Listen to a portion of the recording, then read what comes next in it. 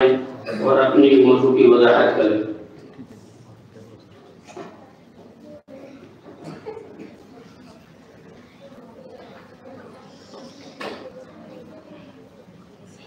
अस्सलामु अलैकुम वरहमतुल्लाहि वबरकातुहू। अल्हम्दुलिल्लाहि रब्बिल आलमीन वस्सलातु वस्सलामु अला अशरफिल अंबिया वल मुरसलीन। अम्मा बाद, अऊज़ु बिल्लाहि मिनश शैतानिर रजीम। बिस्मिल्लाहिर रहमानिर रहीम। या अय्युहल्लज़ीना आमनू ला यस्खर कौमुम मिन कौमिन असा अन यकूनु खैरन मिनहुम वला निसाउन मिन निसाइन असा अन यकुन्ना खैरन मिनहुन ला तलमिज़ू अंफुसकुम वला तनाबज़ू बिल अलक़ाब बि'सल इस्मुल फुसूक़ बअदल ईमान व मन लम यतुब फउलाइका हुमुज़ ज़ालिमून। सूरह हिजरात आयत नंबर 11। मोहतरम सदर अंजुमन, मेहमान गिरामी और अजीज साथियों, आज के इस बज़्म सुबह में मेरी तकरीर का उन्वान है गाली गलौज एक संगीन जुर्म। जबान इंसान की जिस्म का एक अहम जुज़ है। जबान की हिफाजत पर ही दुनिया आखिरत की कामयाबी का इन्हिसार है। जबान के अच्छे इस्तेमाल से दोनों जहानों की जिंदगी में चाल लग जाती है, और अगर यही जबान बेलगाम हो जाए तो इंसान को ज़लील और रुस्वा कर देती है। क़यामत के रोज अक्सर लोग जबान की नाजायज इस्तेमाल की वजह से जहन्नम को नसीब किए जाएंगे। इसीलिए अल्लाह ताला ने जबान की नाजायज इस्तेमाल करने से मोमिनों को मना करते हुए फरमाया, ऐ ईमान वालों, कोई कौम दूसरी कौम का मजाक ना उड़ाए। मुमकिन है वो उनसे बेहतर हो, और ना कोई औरत दूसरी औरत का मजाक उड़ाए। हो सकता है उनसे बेहतर हो, और ना अपने लोगों पर ऐब लगाओ, और ना एक दूसरे को बुरे नामों से पुकारो। ईमान के बाद फासिक होना बुरा नाम है, और जिसने तौबा ना की वही असली जालिम है। मोहतरम हजरात, आज हमारे ज़बान की आफत में से एक आफत जो हमारे माशरे में बहुत बुरी तरह से फैली है वो है गाली, जो कि एक संगीन और खतरनाक गुनाह है। आज हमारे माशरे में लोगों की अक्सरियत ने गाली को अपने तकिए कलाम बना रखा है। इनकी गुफ्तगू की इब्तिदा गाली से और इख्तिताम गाली पर होती है। अक्सर लड़ाई झगड़े और इख्तिलाफात की आगाज भी गाली से ही होती है। अगर कभी दो शख्स लड़ पड़े तो एक दूसरे को गाली की बौछार कर देते हैं। हद तो ये है कि गाली निकालते वक्त ना माँ का ख्याल रखा जाता है और न बहन का। इतनी मुकद्दस रिश्तों को भी पामाल किया जाता है। बाज लोग अपने बेटों बेटियों को ऐसी गालियां देते हैं कि उनके दांतों के तले उंगलियां दबा दे। और कितने बदनसीब ऐसे हैं जो अपने माँ बाप और बड़ों के साथ बदतमीजी और उनके साथ गाली गलौज करना फखरिया काम समझते हैं।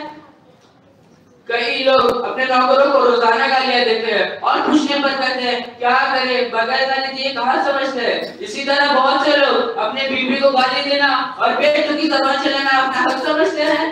कई नागे बदअंदेश लोग मुर्दों तक को गाली देने से गुरेज नहीं करते, जबकि इनका मामला अल्लाह के साथ हो चुका है। अफसोस और अफसोस इन नाम-निहाद के रहनुमाओं पर और दीन के मुबल्लिगों पर जो बड़े मिंबरों में मेहराब भी गाली गलौज करते हैं, जिससे आवाम दीन से मुतनफ्फिर होती जा रही है। याद रखो, इस गाली गलौज, तानाज़नी, शब शिदत की वजह से दुनिया में जो आग लगेगी उसमें तो जलेगी, आखिरत में भी अपनी नेकी उन्हें देनी पड़ेगी जिन्हें वो गाली दिया करते थे।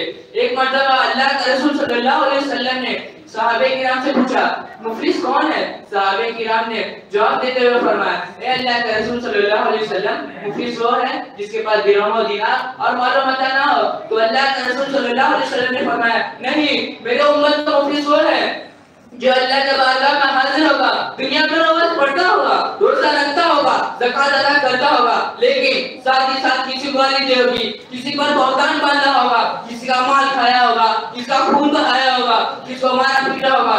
चुनांचा ये सब मजलूमी अल्लाह के बारगाह में हाजिर होंगे। चुनांचा अल्लाह के हुक्म से इसकी नेकियां उनमें तकसीम कर दी जाएगी, यहाँ तक कि इसकी नेकियां खत्म हो जाएगी। फिर इन मजलूमीन के गुनाह इसके हिस्से में डाल दिए जाएंगे, फिर इसे जहन्नम की आग में फेंक दिया जाएगा। सही मुस्लिम। मोहतरम हजरात, आज हमारे माशरे में एक दूसरे को गाली देने पे बिल्कुल नहीं रोका जाता और अपनी जबान पर कंट्रोल नहीं किया जाता। चुनांचे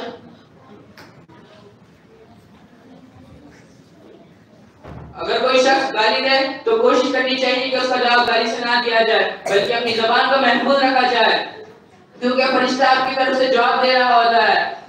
चुनांचा नबी करीम सल्लल्लाहु अलैहि वसल्लम की मुबारक जिंदगी का एक वाक़या मुलाहिजा फरमाए। सईद बिन मुसय्यिब रहमतुल्लाह अलैहि से रिवायत है, एक मर्तबा अल्लाह के रसूल सल्लल्लाहु अलैहि वसल्लम बैठे हुए थे और आपके साथ सहाबे किराम भी बैठे हुए थे। एक शख्स ने अबू बकर सिद्दीक रज़ियल्लाहु अन्हु को बुरा भला कहा और अज़ियत दी, तो अबू बकर सिद्दीक रज़ियल्लाहु अन्हु खामोश है। उसने दूसरी बार अज़ियत दी तो अबू बकर सिद्दीक रज़ियल्लाहु अन्हु खामोश है। उसने जब तीसरी बार अज़ियत दी तो अबू बकर सिद्दीक रज़ियल्लाहु अन्हु ने उसके जवाब में कुछ कहा। जब अबू बकर सिद्दीक रज़ियल्लाहु अन्हु ने इसका बदला लिया तो अल्लाह के रसूल सल्लल्लाहु अलैहि वसल्लम उठ खड़े हुए। तो अबू बकर सिद्दीक रज़ियल्लाहु अन्हु ने फरमाया, ए अल्लाह के रसूल सल्लल्लाहु अलैहि वसल्लम, क्या मुझसे नाराज हो गए? तो अल्लाह के रसूल सल्लल्लाहु अलैहि वसल्लम ने फरमाया, नहीं, आसमान से एक फरिश्ता उतरा था जो शख्स के वादों को झुठला रहा था। जब तुमने उससे बदला लिया तो शैतान आ गया, और जब शैतान आ गया तो मैं नहीं बैठ सकता। अबू दाऊद, ये हज़रत जरूरत इस बात की है कि ऐसे तमाम उमूर जिससे किसी मुसलमान को अज़ियत पहुंचे इस्तेमाल करनी चाहिए, खुसूसी तौर पर अपनी ज़बान पर इख्तियार बरतनी चाहिए। आखिर में अल्लाह रब्बुल आलमीन से यही दुआ है कि अल्लाह ताला हमें ज़बान की हिफाजत बख्शे और ज़बान की गलत इस्तेमाल से बचाए।